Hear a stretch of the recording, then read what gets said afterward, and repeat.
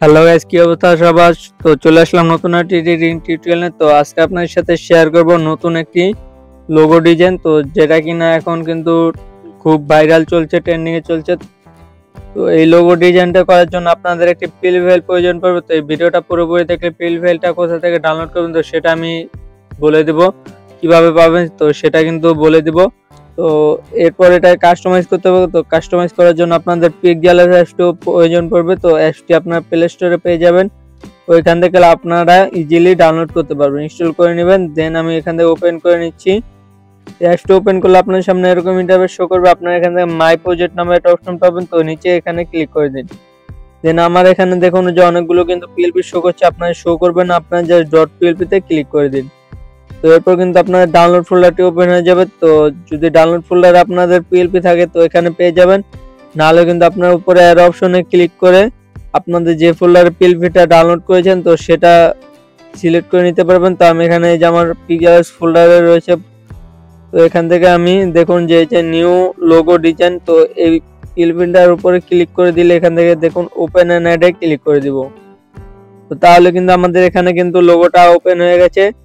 এরপর এটাকে কাস্টমাইজ করতে হবে। তো কাস্টমাইজ কিছুই না, কাস্টমাইজ জাস্ট আপনারা জাস্ট লেয়ারে ক্লিক করে দিন। তারপর এখানে দেখুন যে দুইটা ওয়ার্ড লেখা রয়েছে। তো আপনাদের নামে যে ব্যান্ডের যে দুইটা ওয়ার্ড থাকবে অথবা তিনটা ওয়ার্ড, মানে যে কয়টাই থাক, তো এরকম লেখা থাকবে। তো এরপর এটাকে কাস্টমাইজ করার জন্য এখানে দেখুন যে পাশে পেন্সিল আইকন রয়েছে, এখানে ক্লিক করে আবার পেন্সিল আইকনে ক্লিক করে দিন। দেন এখানে আমার এ দেওয়া রয়েছে, তো আমি যদি এখান থেকে আর দিয়ে দিই, এখানে আমি আর এখানে আমি আর দিয়ে দিলাম। তো ওকেতে ক্লিক করে দিব। এখানে দেখুন যে আর আর রয়েছে। তো এরপর এটাকে নিচের আরটাকে আমি এখান থেকে চেঞ্জ করে দেই। এখানে আমি